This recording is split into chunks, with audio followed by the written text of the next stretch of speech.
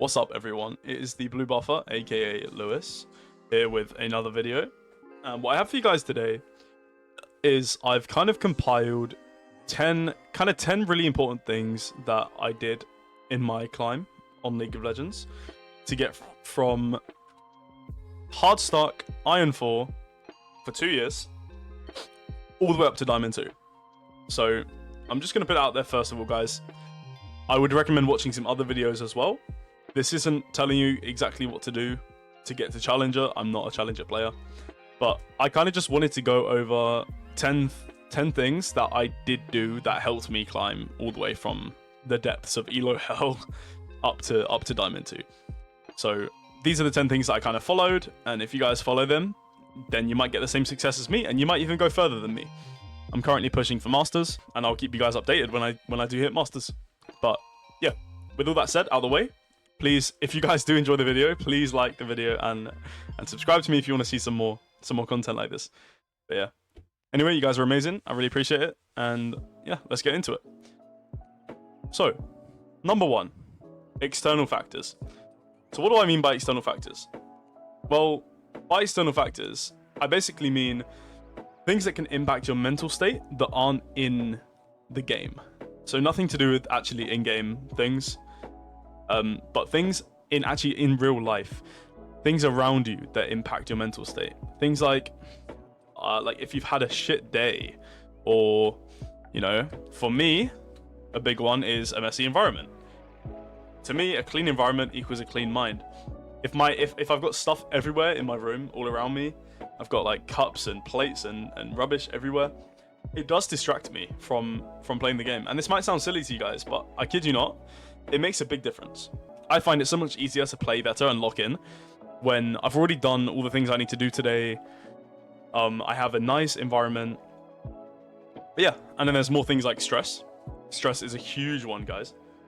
If you're having a really bad day, or if something's just happened that has caused your mental state to turn really negative, I really wouldn't recommend playing a block of ranked games at that moment, if that makes sense, guys. So yeah. These things can subconsciously impact your mood before you even try and play the game.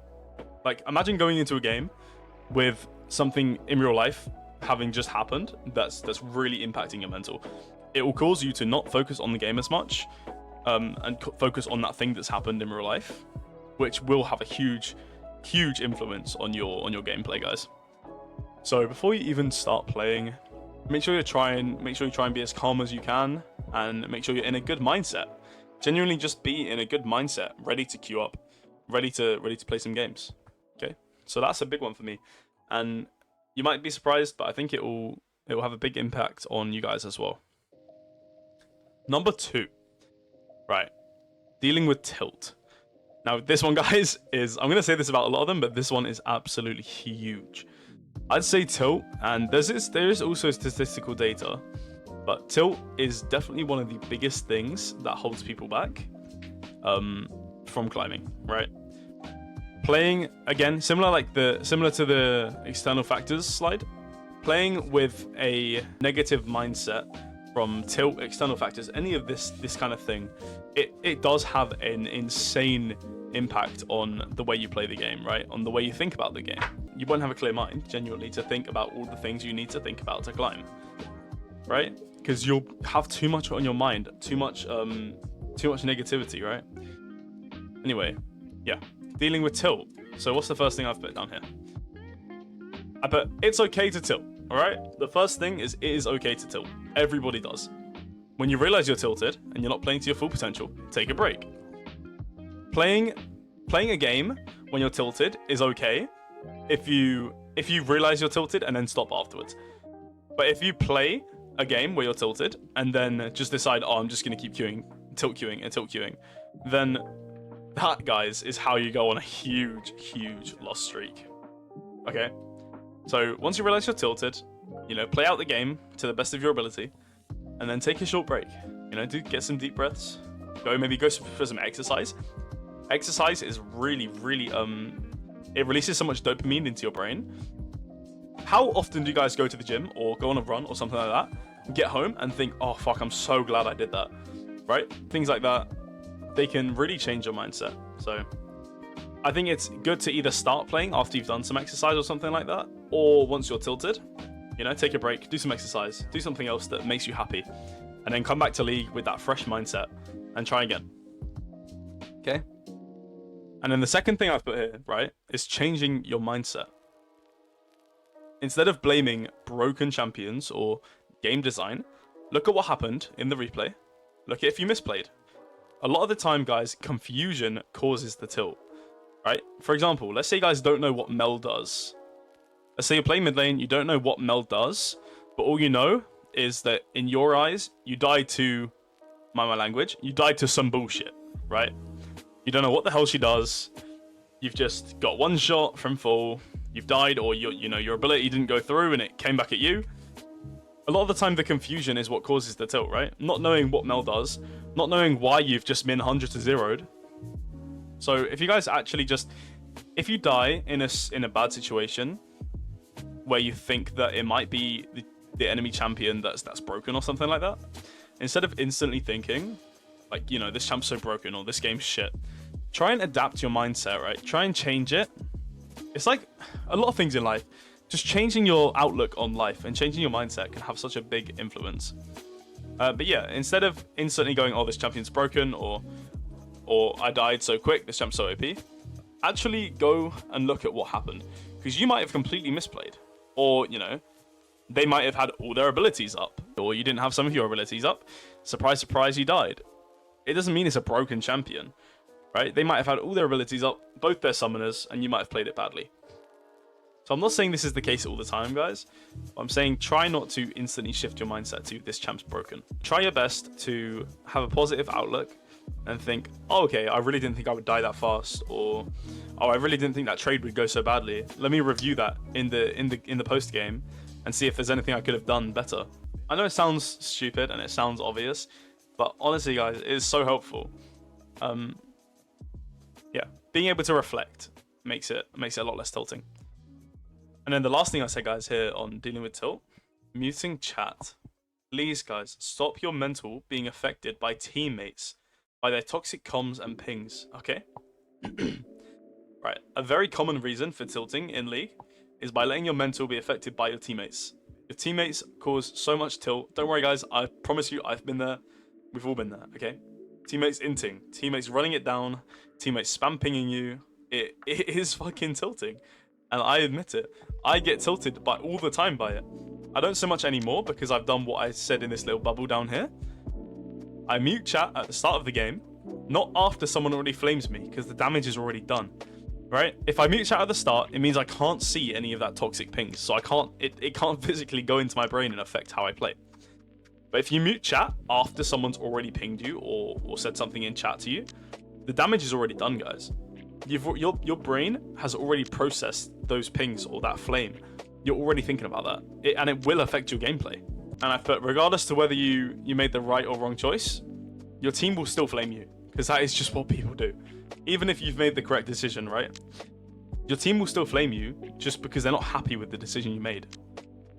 So don't take their flame as gospel. Don't type back and be like, oh, well, I made the right play, you guys are just monkeys or something like that. Okay, guys, because I promise you I've been there. Just know in your head, right? I'm the one that's going to climb because I'm making the right choices. Just be the bigger person, you know? Just mute the chat so you can't even get mad. Mute it at the start of the game. But if you don't mute it at the start of the game, just mute as soon as something bad happens. And you don't let anything in the future like that affect you, okay? Chat is the biggest one. Yeah, all three of these points, guys, just dealing with tilt is so important. I promise you guys, once you have a better outlook on the game and you actually stop letting these random people that you're never going to see again in your life, right? As soon as you let them stop affecting you, it's about you, guys. It's your climb, not theirs. They're doing their own climb. You are doing your own climb. Don't let them, because they win as well. If they're flaming you and it affects your gameplay and you get mad, think of the term rage bait, guys. They win if this happens. They win, right? Don't let it affect you, right? And then the next thing I got, guys, I have blocks of 3. Now this one, guys, I'll be honest, as you can see in the bottom right, I did kind of help kind of get this concept by the Broken by Concept podcast on YouTube. It's ran by Nathan Mott and Coach Curtis, and I believe Charlie as well on most of the episodes. Yeah, guys, if you want to know more about this, definitely go check them out. They are amazing, and they helped me climb personally. But I put play in blocks of 3, and try not to play more than 9 games per day. 3 blocks of 3. So, why have I said this? Why should you play in blocks of 3? First reason is it stops tilt queuing, right? What we just spoke about, right? It's not possible for you to tilt queue if you're only limiting yourself to 3 games in a block, because you can't go and play 10 games and lose them all from tilt because you're only playing 3. So it's an actual physical blockage that stops you from losing so much LP and stops you from having so many bad games, because you have to stop yourself after 3 games. So it's a really good way of just making sure that doesn't happen. And then the other part of this is spamming pointless games and autopiloting. This is a huge one, guys. You might not even be tilted, but you might just have a lot of different things on your mind, or you might have played so many games that it's all just kind of faded into nothing. And, you know, I'm sure we've all had that time where we've played so many League games that we're just not even thinking about the basics anymore. We're just letting our character play for us, right? So playing in blocks of 3, so only 3 games at a time, it lets you lock in for all 3 of those games. It stops you from tilting and playing 10 games on a lost streak. And there's nothing bad about it as well. And genuinely, guys, it also just stops you from sitting on your PC all day, right? Actually do some things in life, you know? And then I put the second part, 9 games per day. Just, I think anything more than 9 games, and I think you cannot lock in for those games, right? 9 games is already quite a lot. The second part of this is playing in blocks of 3 and not playing loads more than 3 games at once allows your brain to perform a maximum capacity for those 3 games, right? As you cannot play at your best, at your absolute best, for a really long period of time, usually more than 3 games. That's why it's the block of 3. It's the sweet spot. It's the right amount of games.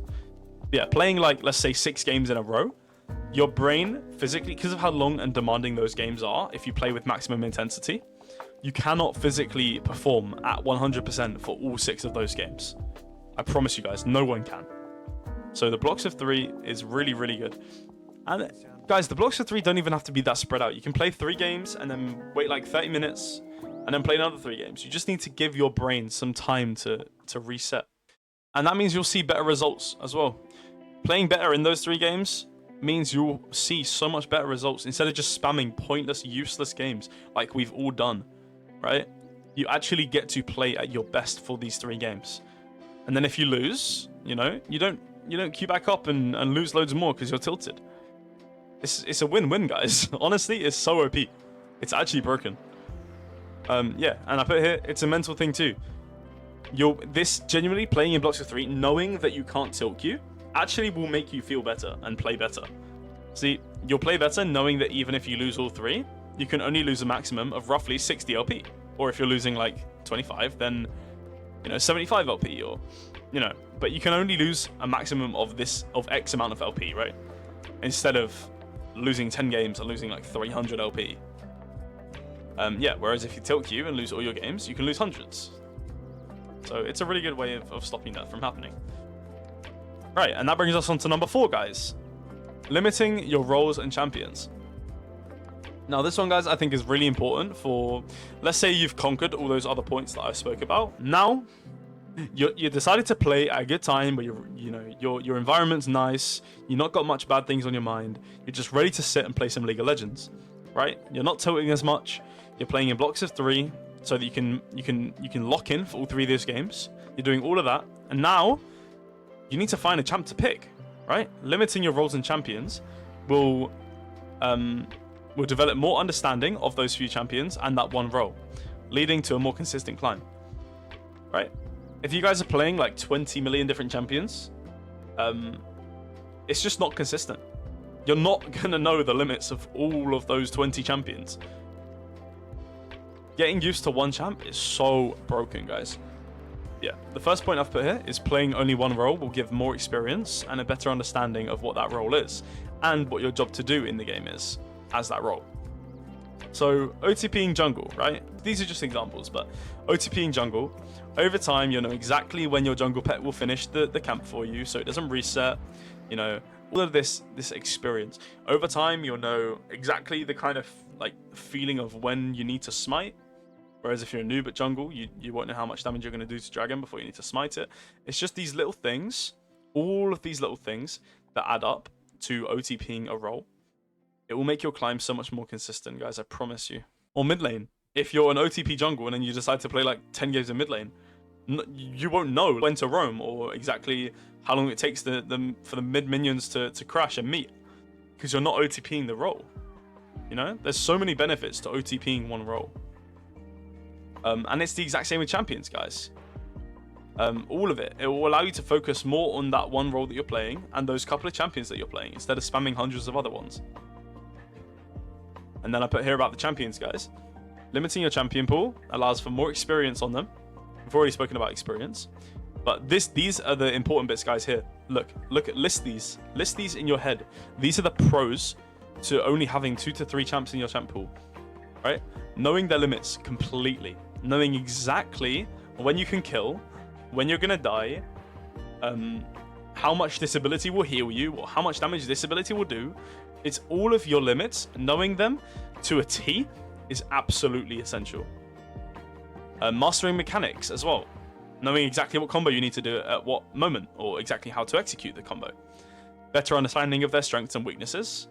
Knowing the in and outs of every matchup as well. So knowing exactly what you can do against a certain champion, what you can't do against a certain champion. And their identity within the game. So continuing on to mid and late game. Knowing exactly what your champion does in the mid to late game, or what they want to do. It's right, guys. It's so strong. I promise you. Anyway, sorry. Before we move on to champion mastery, I just want to say one more thing, guys, about limiting your champions.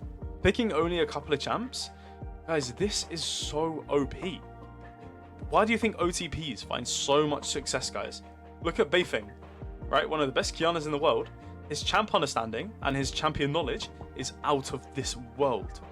He can literally do plays on Kiana that you would not even think is possible. Or Z99 on Zed, or Pizang on Yasuo. Guys, all of these OTPs know everything about their champion down to their favorite food. I kid you not. It's so strong. Anyway, that leads us beautifully onto champion mastery, guys.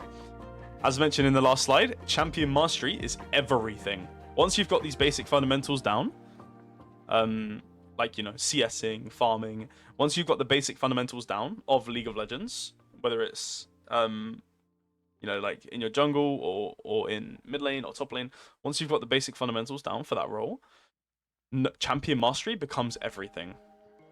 Okay? It's everything. OTPs find success as they know the in and outs of their champion. Knowing your limits to perform optimally on your champion. There's no point in playing a champion if you're not going to use them to their absolute best, right? Knowing what fights you can take, when you're weak, when you're strong, what items you spike on, how to trade, every single one of these little things, you will perfect with champion mastery, right? Knowing exactly how strong you are with each item, knowing, you know, exactly what you can do when a certain ability is down or when a certain ability is up, or exactly how much damage. There's so many times, guys, I've killed someone as a Kiana OTP myself. I mean, I'm trying different champions at the minute, but I've been a Kiana OTP for a long time, and I got to Diamond 2 on Kiana. But there's so many times, that I find myself saying, oh, I knew exactly how much damage I needed to kill that guy. So I'll kill this guy with the perfect amount of damage, and I'll be like, yeah, I knew exactly how much damage I needed to kill him. Because I've played this situation so many times in different games, it's just compiled to so much experience before that I know exactly how much damage I'm going to do. It's so strong, guys. I kid you not. Please try and develop your champion mastery, okay? Anyway, guys, number 6. I put diversity in items and runes, okay? So I'd say up to like gold to plat. Like, I'd say up until you get to gold, you don't even need to think about items and runes that much, to be honest. If you've mastered a lot of other fundamentals and you have some champion mastery, you literally can get to gold or even plat by just following a cookie cutter build every single game. Now, obviously, you shouldn't do that, but I'm saying that's how important the other things are in low elo for you to do before you even think about adapting your runes and items, right? And then once you've done the fundamentals and you've got some champion mastery, this is one of the best things you can incorporate into your gameplay. Just to basically, you know, shit on the enemy team and complement your own team. It's being able to adapt your runes and item setups depending on the enemy team comp, your team comp, and the opponent's items. Right? So you're basically just countering them with specific items and runes. So rather than going the same cookie cutter build that can get you to gold to plat, once you get around that elo, you want to start diving into specific items and specific runes that will help you in that specific game, or that will complement your team comp in that game. Yeah, but guys here, it's okay to follow a bread and butter high win rate build in the lower elo brackets, because what it does, guys, is it takes itemization off of your mental stack. So your brain can only handle a certain amount of things to think about in one go, sorry. So when you're already thinking about fundamentals, champ mastery, things like that in the lower elos, also trying to think about what runes and items to go specifically can actually be, it can be too much, it can be overwhelming. So in the lower elos, don't focus on this so much, but yeah, gold to plat and above, it is really good, guys. But yeah, beforehand, it's okay, as it takes it off of your mental stack. The builds, the cookie cutter builds, are generally quite good and consistent anyway. However, as you climb a bit higher around gold to plat, you need to start adapting your item build and rune setup optimally for each game. I put an example here, guys. A cookie cutter Yasuo build you might follow every game would be like, you know, u.gg tells you to build Bork, Berserker Greaves, Shield Bow, Infedge. But, guys, this is where you start adapting your build. If the enemy team have 0 HP stackers, so Bork does percent HP damage on hit. So it scales, it does so much more damage if they have high HP. So if the enemy team have 0 HP stackers, so like 5 ADCs or 5 squishy champions, and they're very heavy AD, it's not optimal at all. You might want to, instead of Bork, you might want to opt for Kraken, as it's a lot better at dealing with squishy targets, and it works very well on Yasuo anyway. Or instead of Berserkers, you might want to opt for Steel Caps against, like, as I put here, Yone top, Neferi mid, Yunara ADC, Pike support, a lot of AD and auto attackers, right? You might want to opt for Steel Caps, especially in the mid lane quest as well with the empowered Steel Caps. They're super strong.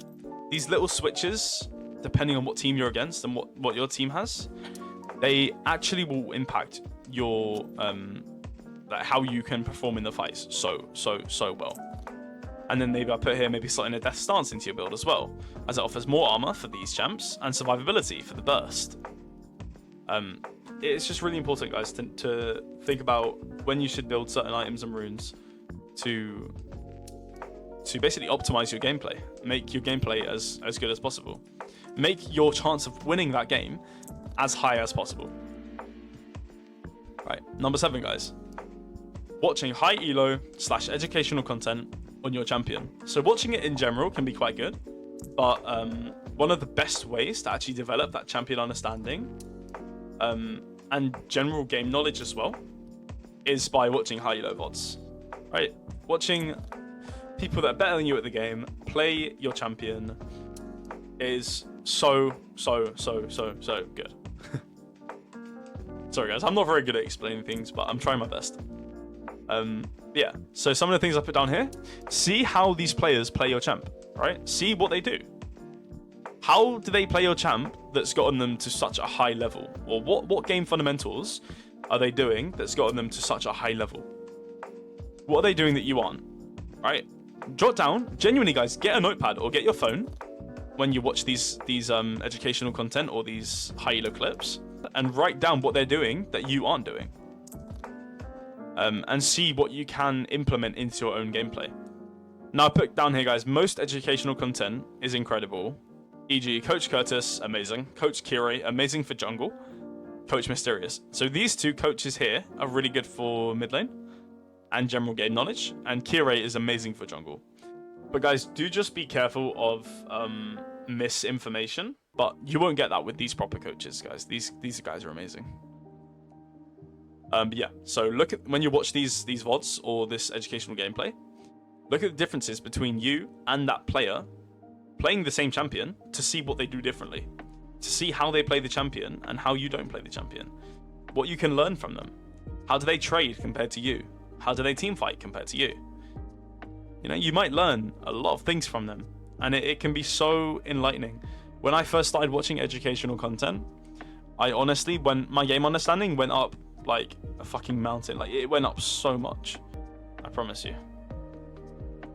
But yeah, just try and implement some of what they do into your own games and look at how they play each and every stage of the game. So trading, lane phase, mid game, and late game. You know, what's their take on your champion you're playing? And at guys, number 8, I have reviewing your own games. So reviewing your own games, why is it so good? Well, it's one of the best ways to help you improve, as instead of looking at other people's gameplay, it allows you to go over your own mistakes and discover why you're making them. Sometimes, guys, it might be good to get like a coach or a high elo friend to help you discover the mistakes that you're making. But if you have enough game knowledge, then you might be able to notice them on your own. But yeah, seeing what mistakes you're making and why you're making them can really make you... It can make you think, okay, well, in this situation, I won't do that again. Or I'll think more carefully before I do this. It will stop you from doing just loads of monkey shit every single game. Okay? It'll help you to not repeat those mistakes that you make. So I put one of the most important things in a review. Look at each death that you had in the game. Deaths aren't always bad, guys. I just want to say here, in case any of you think that dying too much is terrible, deaths are not bad if it's a high quality death. Deaths are bad if it's a low quality death. If you just got picked off in the side lane for zero reason, just for pushing out a wave or something, and you die, then that's a terrible death. But if you've just like went 1 for 1 in mid lane and towered over your opponent, killed them, and they missed 2 waves under the tower, that is a great death because you get a lot more than the enemy gets from it. So yeah, just look at each death you had in the game. How valuable was the death? Was it a high value death or a low value death? Right? Look at what led to you dying, why you ended up dying, and could you have made a better decision to stop it from happening in the future? For example, you notice a death where you were near the enemy tier 2 bot lane because you were pushing out waves too far with no vision. So next time, look at that death and think, oh, I should not have died here. And next time, think I should ward a bit more before I do this, or I should let the minion wave crash into me a little bit more so that I'm not so overextended. And then maybe you won't die again like that. Alright, see if there's a pattern you could recognize. This is an important one, guys. See in loads of your reviews if there's a pattern you recognize. For example, a common one, you always die near the enemy tower to ganks. Maybe you're pushing up a lot, trying to pressure your enemy, and you're not warding, so you're dying to a lot of ganks. So maybe try and focus on your warding more. Or maybe try and only push if you know where the enemy jungler is, so that you're safe. Right? So just try and look at the things that you're doing and why you're doing them. It's really important. And I put guys in here bold. Do not or don't think about what your teammates are doing when you do a VOD review. When you look at your game, do not look at what your teammates are doing, as it's not replicable. You won't have those same teammates in every single game. Right? Don't think, oh, why is this guy top lane when Dragon's up? Right? You can't control that. There's no point in getting annoyed in your VOD review about what your teammates are doing, because you can't control it. But what you can control is your own gameplay and your own decisions. So look at what you can control, right? Don't start getting angry and thinking and getting tilted about what your teammates are doing. It won't do you any good, I promise you. And one of the biggest things, guys, in your VODs and your replays is a lot of the time look at mid game and think about your macro as well. So if an objective is spawning, look at your game that you're reviewing and say, am I at the correct place right now? If Dragon's spawning and it's like contestable, your team's there, think to yourself, why am I top lane right now? Or, you know, am I at the right place? Am I at Dragon where I should be? You know, just think, ask yourself a lot of questions and try and decide if you've made the right decision. Look at how you're getting kills or how you're trading. Are you trading too aggressively, where you're losing so much HP that you just die to a gank? In those reviews, are you playing towards your champion's strong points? For example, on Kiana, one of her strongest points in lane is level 3. So if you're mini Kiana in your replay and you're playing extremely passive at level 3 for no reason, why are you doing that? There might be a reason for it, but think, why am I doing this? Did I make the right decision here? If you didn't make the right decision, keep it in mind for next game and go, oh wait, and in your next game think, oh wait, I'm level 3, I know where the jungler is. I can actually trade here. Yeah, the important one, guys, is do not think about what your teammates are doing, okay? Second to last one, guys, I put playing for consistency and control. As they say in life, guys, about everything, consistency is key, right? Pretty sure I put it here as well. Consistency is key. Playing consistently is vital to climb. Picking random champions is not going to help you climb. Going for random kills that will not happen every single game, missing XP for it, will not help you climb. So do not base your game plan around permanently roaming and chasing after kills. Right? The most important way every game, guys, to get a high income of gold and XP so that you can carry and so that you can be useful in that game. That's replicable every game as well, so you can do this every single game, is trying your best to farm well. Hit good CS numbers, take a lot of minion waves. Just that will generate you so much gold and XP compared to missing so many minion waves to just chase random kills that you might not even get. Right? 18 CS, so 3 waves without cannons, is the same gold as 1 kill. So if you miss 3 waves for a kill, then technically it's like you broke even. But then what if the enemy mid laner, for example, pushed that wave out, so you missed it, and they get plates for it as well, so they hit your tower. They end up better off than you, even though you got a kill. So guys, the most consistent way of getting gold and XP is minions. Or if you're jungle camps. Hitting good CS numbers, and trading and fighting when you're strong, or have some kind of advantage. So again, consistency is key, is not always just about gold. Right? Consistently in every single game, if you're playing the same champion, trading at your strong points, or when you have an advantage, is going to be much better than just randomly deciding to, you know, just randomly trade because you're bored. It's not consistent. Sometimes you're going to win trades, sometimes you're going to lose trades. But trading when you're strong on your champion, or when you have an advantage, this will go well a lot of the time, more consistently, because you have an advantage. Just making the consistent plays is so much better than doing random shit. Chasing kills is one of the least consistent ways to play League. Of course, if someone is extremely low and you won't miss too many resources, in brackets minions, to move to that person, then of course go for the kill. Don't just let them get away for free. But missing a lot of guaranteed gold and XP to chase the kill that you might not even get, let's say they have flash or something, and then you end up losing 2 whole waves, you're going to be behind in XP, behind in gold. So play consistently. Don't fight randomly every game like it's a 50-50 and hope that you win. Fight when you're strong. Fight when you have an advantage. I put here. Don't play every game like it's a 50-50. Missing lots of guaranteed gold and XP to chase kills is not worth it over the span of all your games. You might have one game where you have no farm but you have like 18 kills and you carry, but that won't happen every single game. I promise you that won't happen every single game. So guys, and then the last one I have here is fight with numbers. Okay, please guys, please fight with numbers. I put this tip is mainly for skirmishes and team fights, so you won't really be fighting with numbers in lane much. But one of the best ways to ensure that you win skirmishes or team fights in the mid to late game, especially around objectives, where it's important playing with number advantages, is to play with a number advantage. That's one of the best ways to win fights, guys. Plain and simple. Imagine you're missing someone on your team that's level 18 and has 5 items or something. So you're missing, in this fight, right, in this 4v5, you're missing 18 levels worth of XP and 5 items worth of gold in this fight. That's what you're missing by a 4v5. If everyone's like, you know, it's an example, but you know what I mean. You're missing out on so much by fighting when you're down a man, when you're at a numbers disadvantage. So one of the most consistent ways to win, again, like the consistency is key slide, is fighting with numbers. Force a fight when you have more people.